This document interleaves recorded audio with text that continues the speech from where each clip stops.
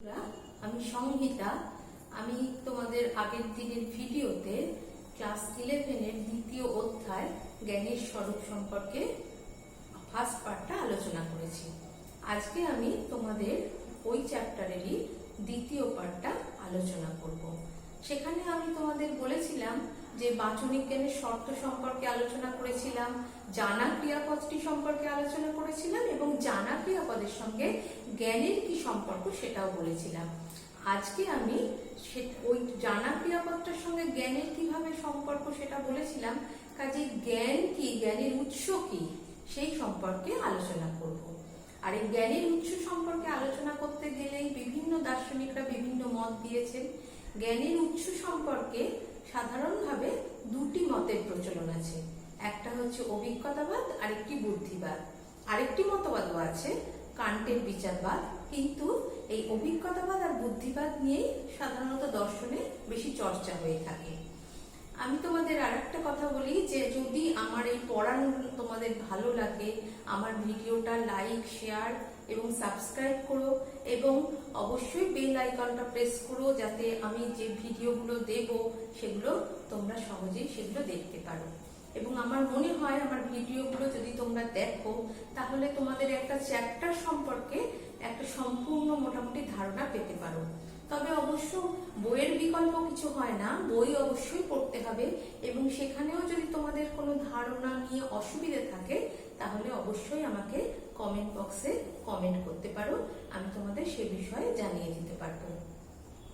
এবারে তাহলে যাওয়া যাক আলোচনা শুরুতে। আমি বললাম কি, আমি আলোচনা করব অভিজ্ঞতাবাদ নিয়ে। তাহলে কাজেই অভিজ্ঞতাবাদটা কি সে সম্পর্কে আগে জানতে হবে। অভিজ্ঞতাবাদ হলো যে এমন একটি অভিজ্ঞতাবাদী দার্শনিকরা মনে করেন যে একমাত্র আমরা অভিজ্ঞতা বা ইন্দ্রিয় সংবেদনের মাধ্যমে জ্ঞান লাভ করতে পারি। এইবার তার মানে কি, আমরা যেটা সরাসরি প্রত্যক্ষ করছি সেই সরাসরি প্রত্যক্ষের মাধ্যমে যে জ্ঞানটা পাই আমরা কেবলমাত্র সেই জ্ঞানটাকেই গ্রহণ করব। এবার তাহলে কোন কোন দার্শনিক অভিজ্ঞতাবাদী দার্শনিক সেখানে আমি বলবো লক, বার্কলে, হিউম, মিল প্রমুখের নাম। এবার এখানে লক, বার্কলে, হিউম, মিল চারজনের নাম বললেও এখানে হিউমকে কিন্তু নরমপন্থী অভিজ্ঞতাবাদী বলা হয় এবং মিলকে কিন্তু চরমপন্থী অভিজ্ঞতাবাদী বলা হয়। এই যে কেন নরমপন্থী কেন চরমপন্থী সেটা হচ্ছে তোমরা জানো না হয়তো, মানে নরমপন্থী মানে কি, চরমপন্থী ব্যাপারটা কি। আসলে হিউম এই যে অভিজ্ঞতাবাদী দার্শনিক হয়েও কিন্তু জ্ঞানের ক্ষেত্রে বুদ্ধির অবদানকে কিছুটা হলেও স্বীকার করেছেন, কিন্তু মিল অভিজ্ঞতাবাদী দার্শনিকরা যেটা করেন আর কি, যে জ্ঞানের ক্ষেত্রে শুধুমাত্র অভিজ্ঞতারই গুরুত্ব আছে সেইটার কথাই বলেছে। এছাড়া আমি পরে বলবো, হিউম বলার সময় আমি তোমাদের এটা আরো পরিষ্কার করে বলে দিচ্ছি যে হিউমকে কেন নরমপন্থী অভিজ্ঞতাবাদী দার্শনিক বলা হয়। ঠিক আছে, এবারে হলো প্রথম হচ্ছে আমাদের এই যে পাশ্চাত্য দর্শনে অভিজ্ঞতাবাদের প্রবর্তক হিসেবে যার নাম করা হয় তিনি হলেন জন লক। এবার জন লক মনে করেন কি, আরেকটা বিষয় হচ্ছে এই যে অভিজ্ঞতাবাদী দার্শনিকেরা প্রত্যেকেই কিন্তু মনে করে যে আমাদের জ্ঞান আসে ধারণার মাধ্যমে, মানে প্রত্যেকেই এটা মনে করে। এবার লক কি বলছেন, এই যে আমি বললাম এক্ষুনি যে ধারণার মাধ্যমে জ্ঞান আসে, লক বলেন যে সংবেদন এবং অন্তর্দর্শন এই দুটো উপায়, দুটো ভাবে আমাদের মনে জ্ঞানটা প্রবেশ করে। মানে মনে জ্ঞানটা কিভাবে প্রবেশ করবে, ধারণার মাধ্যমে কিন্তু জ্ঞানটা প্রবেশ করছে। তার মানে ধরো সংবেদন আর অন্তর্দর্শন হলো দুটো জানলা, সেই জানলার মাধ্যমে আমাদের মনে জ্ঞানটা আসে। কিসের জ্ঞানটা আসছে, ধারণার মাধ্যমে জ্ঞানটা আসছে। এইবার লক কিন্তু একথা বলেছেন এই যে জ্ঞানটা আসছে সংবেদন অন্তর্দর্শনের মাধ্যমে, এটা কিন্তু আমরা যখন জন্মাবার সময় কিন্তু আমাদের কিন্তু এই কোনো ধারণা মনে থাকে না, তখন কিন্তু আমাদের মন থাকে অলিখিত সাদা কাগজের মতো, মানে সেখানে কোনো ধারণার ছাপ থাকে না। তাহলে কখন হয়, আস্তে আস্তে যখন আমাদের অভিজ্ঞতা সঞ্চয় করি, অভিজ্ঞতার মাধ্যমে আমরা পরবর্তীকালে এই সংবেদন আর অন্তর্দর্শনের মাধ্যমে বিভিন্ন ধারণা পাই, সেই ধারণার মাধ্যমে আমরা জ্ঞানটা পেয়ে থাকি। এইটা হলো লকের প্রথম কথা। দ্বিতীয় কথা হচ্ছে লক বলেছেন এই যে ধারণা, এই ধারণাটাকে তিনি দুভাগে ভাগ করেছেন। কি কি? একটা হচ্ছে সরল ধারণা আর একটা হচ্ছে জটিল ধারণা। এই যে আমি বললাম যে সংবেদন এবং অন্তর্দর্শন, এইবার সংবেদন আর অন্তর্দর্শনের মাধ্যমে আমরা কিন্তু সরল ধারণা পেয়ে থাকি। এইবার সংবেদন আর অন্তর্দর্শন কি? সংবেদন মানে যার মাধ্যমে আমরা বাহ্য জগতের জ্ঞান পাই। ধরো কোনো কিছুর বর্ণ, গন্ধ, স্বাদ এগুলো যে পাই, সেই ইন্দ্রিয়গুলো, বাহ্য ইন্দ্রিয় দিয়ে যে আমরা জ্ঞানটা পাই, সেটাই হচ্ছে সংবেদনের মাধ্যমে আমাদের সেই জ্ঞানটা আসে। আর মন বা অন্তরিন্দ্রিয় যে জ্ঞানটা আসে সেটাই হলো অন্তর্দর্শন। তার মানে এই সংবেদন এবং অন্তর্দর্শন, লক বলছেন এইটা কিন্তু সরল ধারণা। এইবার এই সরল ধারণাগুলো যুক্ত হয়ে হয়ে তারপরে একটা জটিল ধারণা মন তৈরি করে থাকে, এটা লক মনে করেন। এবার লক কিন্তু অভিজ্ঞতাবাদী হয়েও লক দ্রব্য, আত্মা এবং ঈশ্বরকে স্বীকার করেছেন। লকের মতে হচ্ছে দ্রব্যটা মানে আমাদের এই কোনো গুণটা কাকে আশ্রয় করে থাকবে? সে কিন্তু দ্রব্যকে আশ্রয় করে থাকবে। যেমন ধরো আমি যদি বলি যে লাল, এটার তো কোনো আমি কিছু বললাম না, একটা রঙের কথা বললাম, কিন্তু এই লালটা তো কোনো কিছুকে আশ্রয় করে আছে। আমি যখন বলি গোলাপ লাল, তার মানে সেই দ্রব্যকে আশ্রয় করে আছে। এইভাবে লক কিন্তু দ্রব্যকে স্বীকার করেছেন এবং ঈশ্বর আত্মাকেও কিন্তু লক স্বীকার করেছেন। এইগুলো লকের মত। এবং লক হচ্ছে জ্ঞান বলতে বুঝেছেন যে ধারণার মধ্যে মিল এবং অমিল প্রত্যক্ষ করে আমরা আমাদের মন জ্ঞানটাকে, আমাদের ধারণার মাধ্যমে আমরা আমাদের জ্ঞান পেয়ে থাকি বা আমাদের মন জ্ঞানটাকে আহরণ করে থাকে।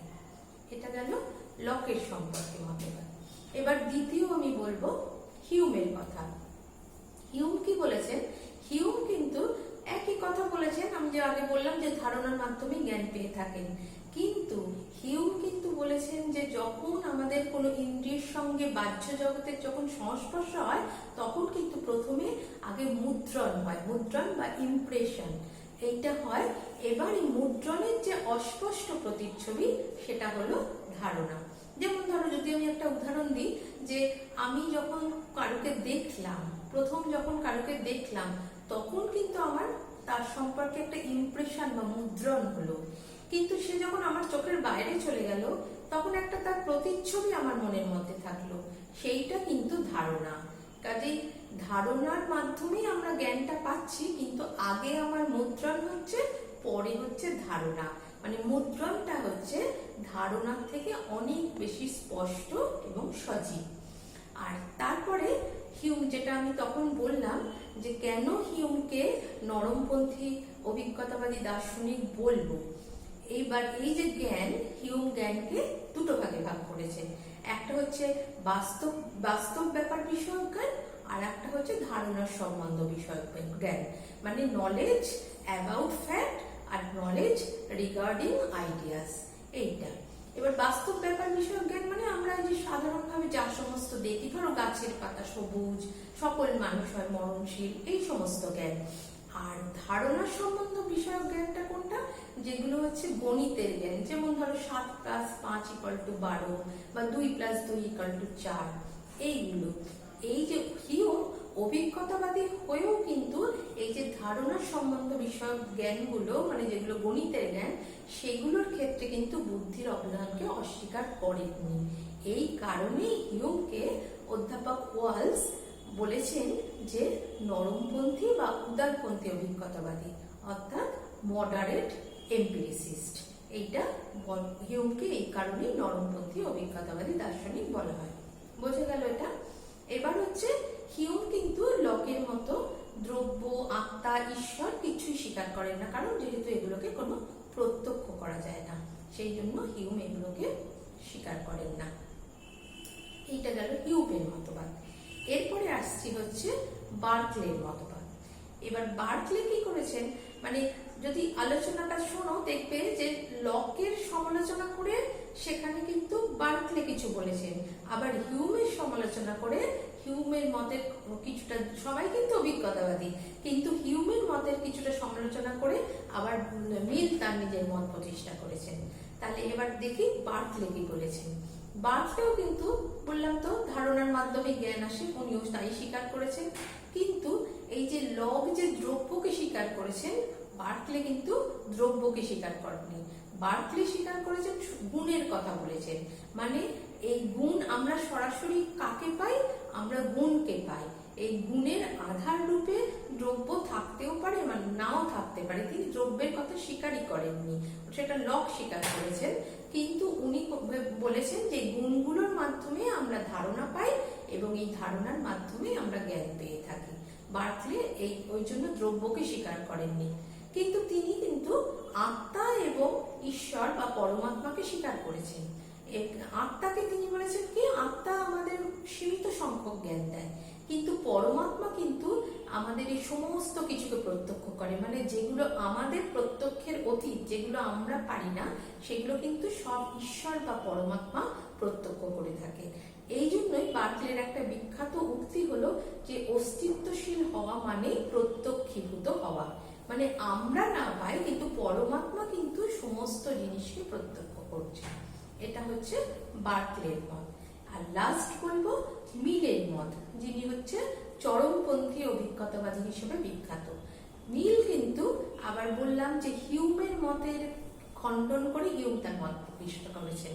ওই যে হিউম যেখানে বলেছেন যে ধারণার সম্বন্ধ বিষয়ক জ্ঞানের কথা, মিল বলেছেন এই যে ধারণার সম্বন্ধ বিষয়ক জ্ঞানের ক্ষেত্রে হিউম যেমন বিজ্ঞানের অস্তিত্বের জ্ঞান, বিজ্ঞানের বচনগুলোর ক্ষেত্রে বুদ্ধির অবদানকে স্বীকার করেছেন, মিল কিন্তু তা করেননি। মিল বলেছেন যে এই ধরনের জ্ঞানকেও অভিজ্ঞতার মাধ্যমেই পাওয়া যায়। তিনি কিভাবে যুক্তি দিয়েছেন, তিনি বলেছেন যে 2 + 2 = 4 এই বাক্যটাকে আমি যদি বারবার বারবার দেখি, তুমি দেখলে আমি দেখলাম, যে যখনই আমরা 2 + 2 করছি 4 হচ্ছে, এরকম বারবার বারবার করে যদি আমি তুমি সে এরকম অনেকে প্রত্যক্ষ করে, তারপরে তখন কি হবে, তখন কিন্তু সে ওই যে বারবার প্রত্যক্ষ করতে করতে দেখা যাবে যে সকল ক্ষেত্রেই আমি দেখতে পাবো যে 2 + 2 যোগ করলে 4 হয়। এইভাবে এরকম সবাই একজন একজন করে প্রত্যক্ষ করতে করতে আমরা একটা সাধারণ সিদ্ধান্তে উপনীত হতে পারবো, যেটাকে আমরা দর্শনে মানে আমরা যুক্তি বিজ্ঞানে লজিকে আমরা এটাকে আরোহ পদ্ধতি বলি। মিল কিন্তু এই আরোহ পদ্ধতিরই জনক, মানে আমি কতগুলো সাধারণ দৃষ্টান্ত দেখে একটা বিশেষ সত্যে উপনীত হব। ওই যেটা বললাম যে অনেকগুলো আমি 2 + 2 4 এরকম যদি অনেকেই দেখা যায় যে করে এটা আসছে, তখন আমি বলতে পারবো যে সকল ক্ষেত্রেই 2 + 2 = 4। তাহলে কাজেই বোঝা গেল আমি যা বলতে চাইলাম, মিল কিন্তু একদম অভিজ্ঞতা ছাড়া বুদ্ধির অবদানকে স্বীকার করেননি। ওই জন্য তিনি কিন্তু বলেছেন ওই হিউমের মতটাকে খণ্ডন করে নিজের মত প্রতিষ্ঠা করেছেন। তাহলে তোমাদের আজকে আমি মোটামুটি লক, বার্কলে, হিউম এবং মিল সবার মতটা আলোচনা করলাম, এবং দেখলে আমি যে লকের সঙ্গে বার্কলের মতবাদের কোথায় একটু পার্থক্য, আবার হিউম কিভাবে মানে হিউমের মতটাকে মিল কিভাবে খণ্ডন করে নিজের মত প্রতিষ্ঠা করেছেন। এইভাবে যদি তোমরা এরকম ভাবে পড়ো, তাহলে তোমাদের জিনিসটা অনেক বেশি সহজবোধ্য লাগবে এবং পড়তেও ভালো লাগবে। তাহলে আজকে আমি এখানে আমার ভিডিওটা শেষ করছি। পরের দিন আবার একটা পরের চ্যাপ্টারের ভিডিওটা নিয়ে হাজির হব। নমস্কার, থ্যাংক ইউ।